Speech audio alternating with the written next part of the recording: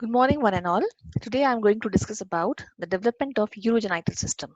As such, about the development of kidneys. Other parts of the urogenital system I will be discussing in subsequent parts. What are the competencies here? Here we have to describe the development of urinary system, and learning objectives would be at the end of class you all should be able to know the development of kidney in the form of pronephros, mesonephros and metanephric kidneys. As such, functionally, the urogenital system is divided into urinary system and genital system. And these two systems, anatomically and embryologically, they are very closely intimated, or you can say they develop from very close structures. Both they develop from a common mesodermal ridge called as intermediate mesoderm. So what are the sources of origin? Actually, there are two sources. One is this, the mesodermal, another one is endodermal. The mesodermal, as I mentioned here, this is your intermediate mesoderm, and endodermal here we have cloaca, which is actually, this is hindgut. From the in the hindgut, we have opening of this allantois ventrally. So the post-allantoic part of the hindgut is called as cloaca. So this is also important contribution from this cloaca in the urogenital system. What is this intermediate mesoderm actually? So this is a 21-day embryo. The longitudinal section you can see here. This is a neural tube. By the side of neural tube, we have this mesoderm developing. These two bodies are actually the paraxial mesoderm. Then this will be your lateral plate mesoderm with two layers, and in between is the intermediate mesoderm. So it is derived from intraembryonic mesoderm in between the paraxial and lateral plate mesoderm. Okay. Now this intermediate cell mass, or which is forming actually the coming from the intraembryonic mesoderm, it gives rise to two systems, the nephric system and part of the genital system. Mainly in the nephric system, it gives rise to kidney and ureter. The genital system and urinary bladder and some part of internal genitalia, they will be arising from some cloaca. Okay. So as such, the kidney system, if we say, we have three slightly overlapping kidney systems from cranial to caudal sequence during intrauterine life in human beings. Those are the pronephros, mesonepros and metanephros. Now pronephros, also called as cervical kidney, it appears in the cervical region. And as such, this mass of tissue is initially in the proximal part, it is segmented. The segmental clusters of cells in the cervical and upper thoracic region, they are called as nephrotomes. And the caudal part from lower thoracic and lumbar region, they are like cord-like structure, unsegmented mass of tissue called as nephrogenic cord. Okay, and these excretory units of the urinary system and the gonads develop from this partly segmented and partly unsegmented intermediate mesoderm. Okay. So this is nephrotome and nephrogenic cord. Now this in the cervical region, we have, as I mentioned, pronephros. In the cervical region, at the beginning of about 4th week, the pronephros is represented by 7 to 10 solid cell groups in the cervical region. These groups, they form vestigial excretory units called as nephrotomes, and they regress before the more caudal ones are formed. That means in the upper part, this pronephros regresses, and the lower part still towards the mesonephros, still some nephrotomes will be present by the end of 4th week. Okay. And these pronephros are very well developed in fishes and cyclostomes. In each nephrotome, now as I mentioned here, this is the intermediate mesoderm. This is 21 days embryo section, and this is 25th day. So now by the 25th day here we can see this intermediate mesoderm. Here on one end there will be opening, you can say, where the blood vessels from the adjacent aorta, part of the aorta, enters, and there they are forming glomerulus. On the other end, this nephrotome develops a lumen and forms a tubule which will join with the other tubules, and they will form mesonephric duct.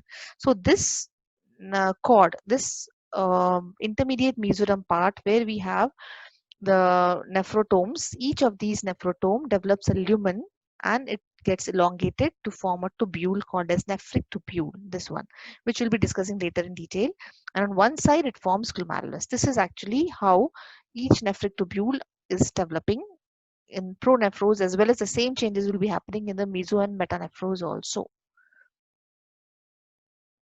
So this is your nephric tubule and this is glomerulus. Now, on the other end, as I said, these tubules on the other end, which are forming the nephric tubule, they unite with the succeeding tubules and they form a duct here called as mesonephric duct. Now, another part is mesonephros. Mesonephros and their ducts are derived from intermediate mesoderm again, from the upper thoracic to lower upper lumbar, upper thoracic to upper lumbar L3 segments of the in the posterior abdominal wall. And early in the 4th week of development, during regression of the pronephric system, the first excretory tubules of the mesonephros appear. They lengthen in the form of S-shaped loop. You can see here in the mesonephros, the nephric tubules, they are lengthening too much. In the pronephros, they usually regresses, right? Except in amphibia, except in fishes and cyclostomes. But in mesonephros, these tubules they lengthen rapidly and they form S-shaped loop and acquire a tuft of capillaries that will form glomerulus at its medial extremity, as we can see here. Around the glomerulus, the tubules like this one, they form double layered membrane, and this is called as Bowman's capsule together with the blood vessels here. And these structures now constitute the renal corpuscle. Laterally, the tubule enters a longitudinal collecting ducts and called as mesonephric duct or Wolffian duct, as I mentioned earlier. So here we can see these are the nephrotomes, which gradually they are degenerating or disappearing. But in the mesonephric part, this is pronephros. In the mesonephric part, these tubules are forming glomerulus at one end, and at the other end they are joining with each other, and ultimately they are opening into mesonephric duct. This is your mesonephros. Okay, this is how the tubules are developing actually. Okay, this is your mesonephric duct in the section, transverse section. This is mesonephric duct here. And these mesonephros are well developed in amphibians. In human beings, only small portion remains as such. Now what happens? These mesonephros, when they're developing in the mid of the second month, in the middle of the second month, the mesonephros, they form a large ovoid organ on either side of the midline. Since the developing gonad is on its medial side, the ridge formed is now actually for both the organs is called as urogenital ridge. Now we can see here when the mesonephros is developing here, on its medial side we have gonads also developing gonadal ridge also. So together they are called as together urogenital ridge. We call it urogenital ridge. The caudal tubules are still differentiating in the mesonephros, but the cranial tubules and glomeruli again degenerates by the end of second month.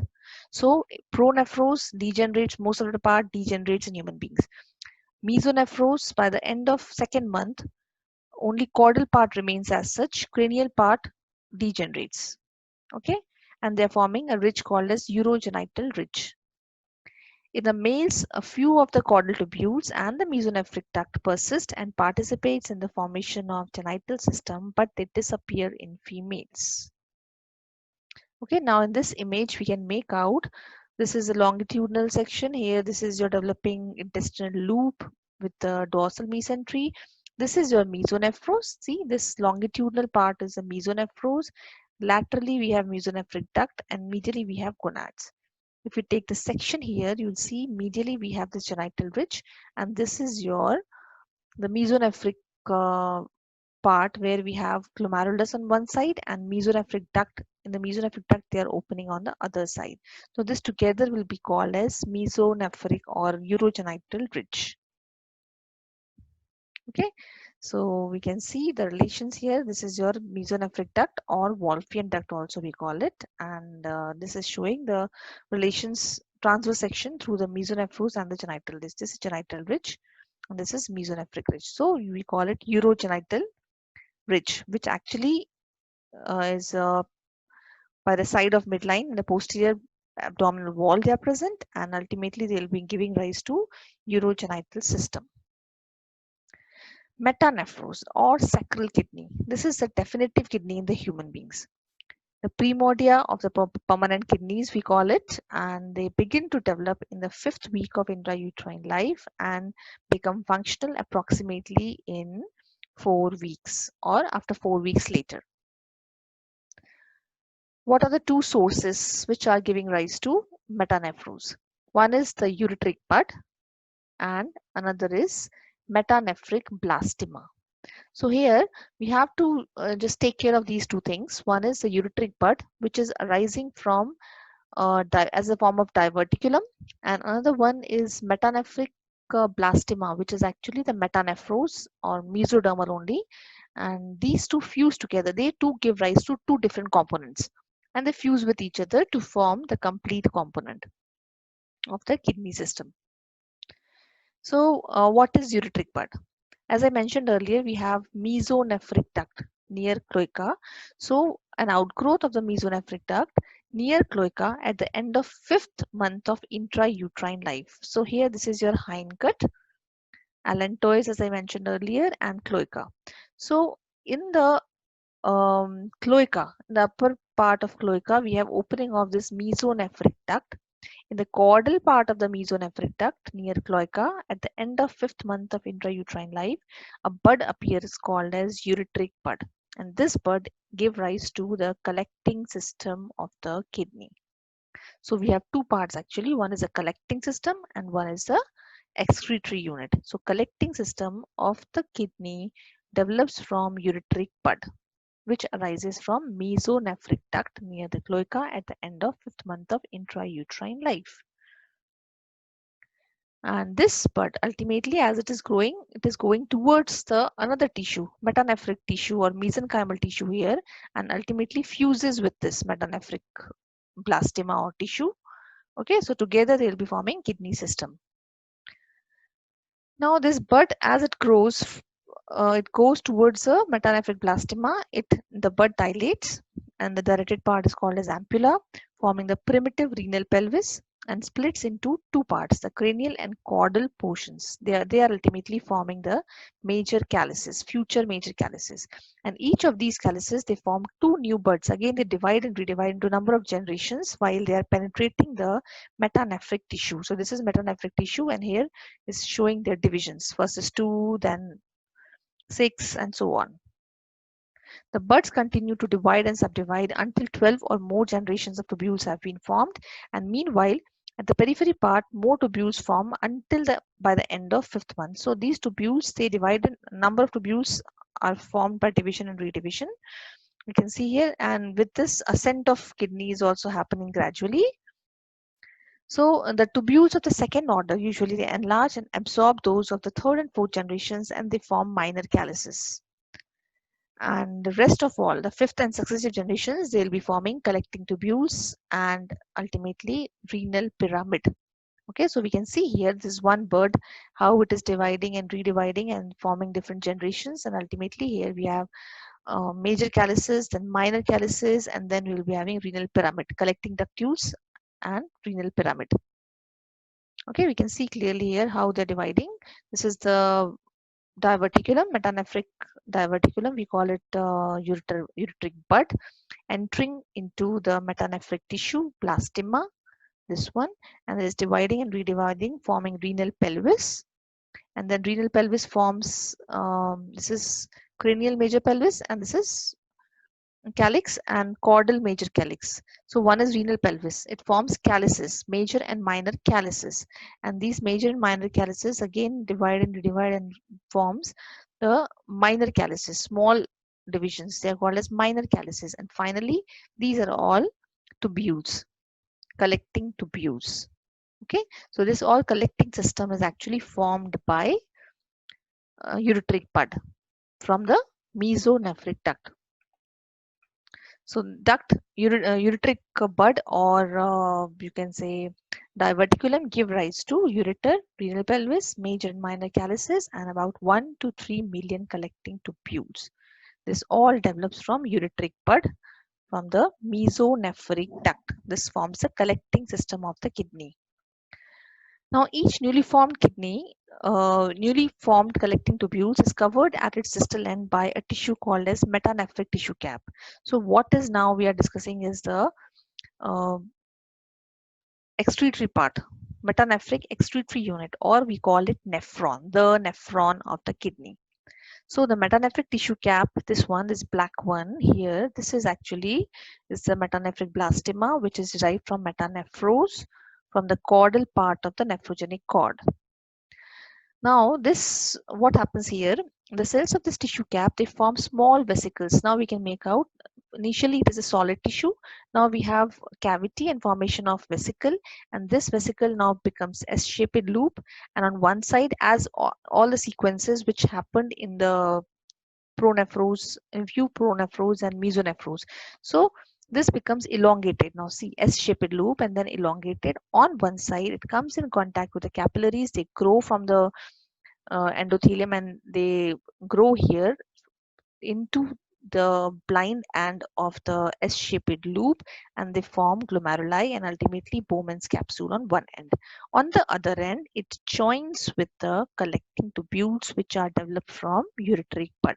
So up to the collecting ducts, this purple one is a part of ureteric bud, whereas this loop-like structure, this is all developing from your excretory unit or metanephric blastema, forming the excretory unit. These tubules together with their glomeruli, they form nephrons or excretory unit, as I mentioned. So these are all, see, this is a bigger image of the collecting ducts. So gradually it will lengthen now. Now the proximal end of each nephron forms Bowman's capsule. Distal end opens an open connection with one of the collecting tubules, establishing a passageway from Bowman's capsule to the collecting unit.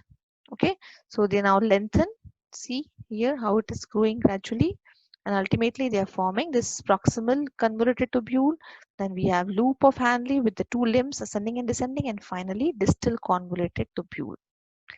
Continuous lengthening of the excretory tubule results in formation of PCT, DCT, and loop of Hanley. So this is a very simple line diagram where you can show by yourself, you can draw these diagrams actually. The ureteric bud dividing into two divisions here and surrounded by this condensing metanephric mesenchyme or blastema, and ultimately this blue one is actually the excretory unit here, nephron part.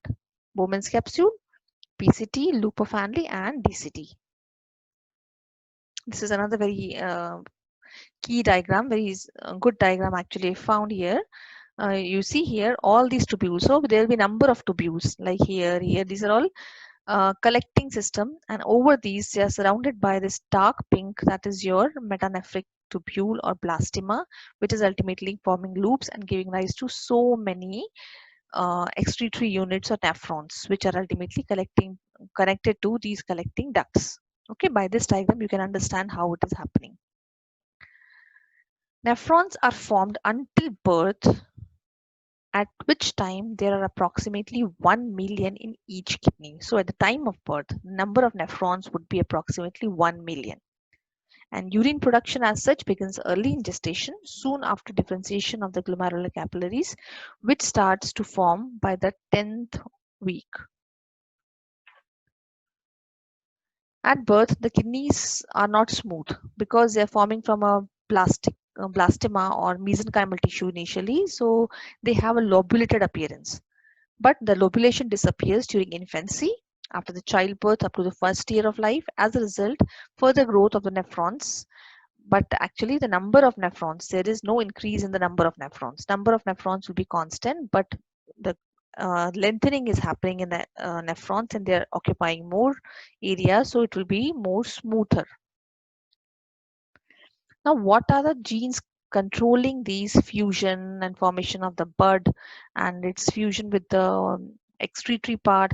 So they are very important genes here. You can make out, this is one, the WT1 you can make out, WT1. It's the transcription factor actually. Another one you can see GDNF and GDNF, which is actually the glial derived neurotropic factor.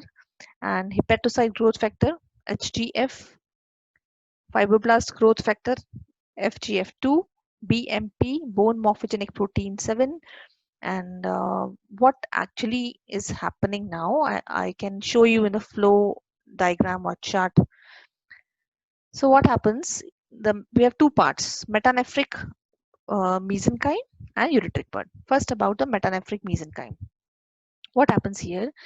This represents or expresses a gene called as WT1, a transcription factor that makes this mesenchyme tissue competent to respond to induction by the ureteric bud. This WT1 also regulates production of GDNF and HDF, hepatocyte growth factor, and glial-derived neurotrophic factors. Okay, and what happens now? These two tissues, they require some receptors, RET receptor and RET and MET receptors, which are located in the ureteric bud. So under the effect of WT1, these two factors, they are secreted and they act upon the receptors which are present in the ureteric bud. Okay, now in the ureteric bud, what happens here? We have this ureteric bud have FGF2 and BMP7, which induces the mesenchyme actually. Okay, so the buds, they induce the mesenchyme via these FGF2 and BMP7. Both of these growth factors, they block apoptosis and stimulate proliferation in the metanephric mesenchyme, which maintains the production of WT1 while maintaining the production of WT1. So actually these factors, they induce the mesenchyme through the ureteric bud. Okay, and other factors, we have this WNT9B and WNT6. They also like expressed by they're expressed by the ureteric buds, and which upregulates the other factors in the metanephric mesenchyme. Ultimately, their main aim is the PAX2 also promotes the condensation of mesenchyme preparatory to tubule formation, while WNT4 causes the condensed mesenchyme to epithelize and forms tubules. So actually the epithelialization and formation of this from the epithelium to the tubule formation. This is important by action by PAX2 and WNT4, which are actually under control of WNT9B and WNT6, which is controlled by FGF2 and BMP7. So for the interaction of the mesenchyme, metanephric tissue, and the ureteric bud, there should be some regulation required, which is done by these genes. WT1 is a very important factor, and then FGF2 and BMP7, which is regulating their fusion and ultimately formation of the kidney system. In addition, the cell adhesion molecules like syndecan and E-cadherin also are essential for condensation of mesenchyme into an epithelium. Okay, so ultimately all these factors are very, very important, because if any disturbance happens in this pathway, there will be some abnormalities, congenital anomalies will be there. Okay, so what are the congenital anomalies, as I mentioned? So one important thing here is a Wilms tumor. It is a cancer of the kidneys that usually affects children less than 5 years of age, but may also occur in the fetus only, in the intrauterine life only. It is actually due to mutation of WT1 gene on 11p13 chromosome, and it may be associated with other abnormalities or syndromes like Wagner syndrome, VAGR Wagner syndrome, which is characterized by aniridia, non-development of iris, hemihypertrophy, and associated Wilms tumor, and some other genital abnormalities. The constellation of these defects is due to microdeletion in the chromosome 11. Okay, next is there can be some other syndromes like Dennis-Trash syndrome, which is consists of renal failure or pseudohermaphroditism and Wilms tumor. So syndrome is actually many components together, they are forming syndromic representation. Number of systems are involved and features are there, so we call it syndrome. So it can be Wilms tumor associated with other syndrome like Wagner syndrome or Dennis-Trash syndrome. There can be renal dysplasias and agenesis.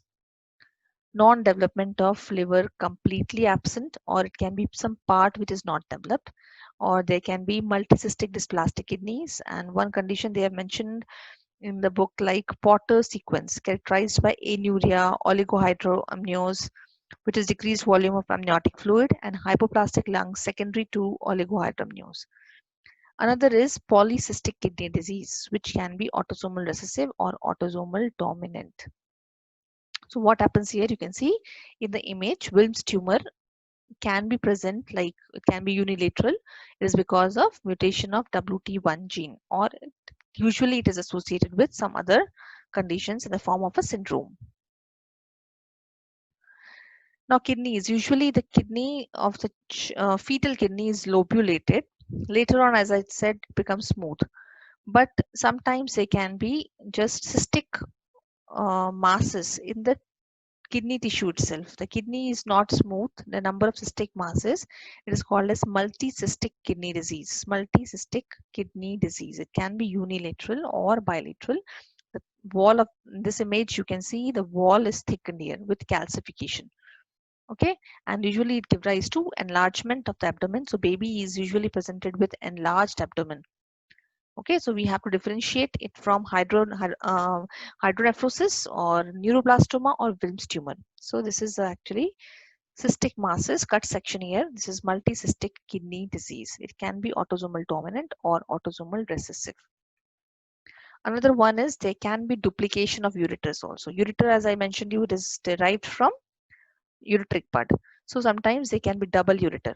Even in one condition, also in one cadaver, I also found on unilateral duplication. Sometimes what happens, there will be completely two ureters opening separately in the bladder, or there can be partial fusion. You can say in the lower part it is single, in the upper part it is double.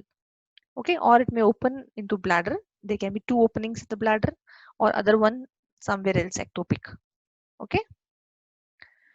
Duplication, as I mentioned earlier, so it can open somewhere in the bladder as well as in the urethra or in the external opening vagina somewhere. So these are the conditions which are commonly found.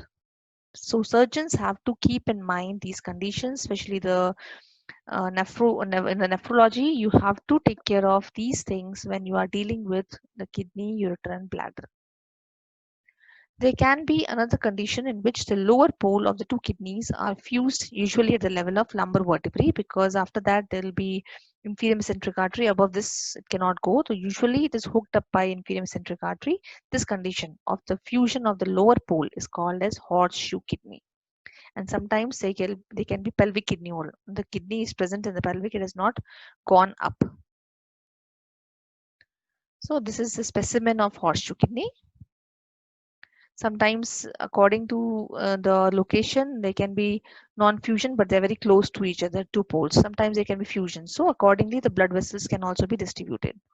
A horseshoe kidney usually produces no symptoms because its collecting system develops normally and the ureters enter the bladder. Approximately 7% of persons with Turner syndrome has been found to have this horseshoe kidneys. So if you find accidentally a horseshoe kidney, that can be a patient of Turner syndrome where the external features may be normal. If you do the karyotyping, then you will come across, oh, this patient is having Turner syndrome.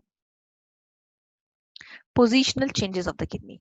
Initially, the primordial primitive kidneys, I can say, they lie very close to each other in the pelvis. You can see here, as the abdomen and pelvis grows, the kidneys gradually ascend also. With the differential growth of the body wall, it grows up from the pelvic region to lumbar region. Okay, they attain their adult position by ninth week of, or just at the time of ninth week of intrauterine life, and they come in contact with these suprarenal gland. And as this is going, you can see here the hilum. Hilum is a depression on the medial side, or you can say in the adult it is on the medial border, but on one, the depression is there on the kidney where we have vessels entering and coming out. This is called as hilum. So initially this hilum of each kidney, they face ventrally. However, as the kidney relocate, and because of the differential growth of the body wall, as it is going up, as it is ascending, the rotation of the kidney also takes place at approximately 90 degrees, by approximately 90 degrees. So that this border, the medial border where we have hilum, it becomes anteriorly and medially. Instead of complete anterior, it comes more anteromedial. Okay, by the ninth week, the hyla is directed enteromedially. Eventually, the kidney becomes retroperitoneal on the posterior abdominal wall. Gradually, you can see it is in the lower part, then it's growing and going upwards. Now, it is coming in contact with these suprarenal glands. Now, as it is happening, sometimes what happens, kidney may fail to rotate. It is ascending, but it fails to rotate. So, you will find the hilum facing anteriorly. This is like embryonic position of the fetal kidney, of the kidneys now. Abnormal rotation of the kidneys is often associated with ectopic kidneys also. Kidney may be present somewhere else instead of your lumbar region. Now, ectopic kidney can be one side or on the both side, maybe any other position. Okay, it is not only the pathway of ascent of the kidney, it can be anywhere else than it is ectopic. Most ectopic kidneys are located in the pelvis, but some lies in the inferior part of abdomen also, and these kidneys results from failure of the kidneys to ascend. So we can see here sometimes you have fused kidney, single kidney on one side, but fused, and some are towards the lower part and the pelvic. You can see discoid kidney in the pelvis. Fusion of the kidneys can be in the form of horseshoe or simply the fusion. So again, this is all the genes which some mutation in the genes which are controlling the movements and development of kidney. Now, as it is ascending, there are some changes happening in the blood supply also. When it is pelvic in position, the metanephros, it receives the branch arteries from these common iliac arteries.